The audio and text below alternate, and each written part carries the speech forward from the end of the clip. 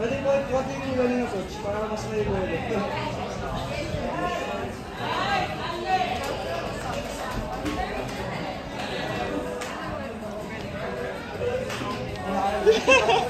Diba ko na nakakatawa.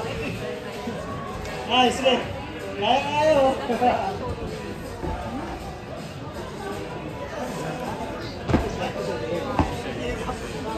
Mahirap yun. Hindi dumikit yung palad ko. Kung subukan mo na lahat, yung left foot, iangat mo sa taas nito. Tapos, ibuka mo siya pag ganito. Para may support mo.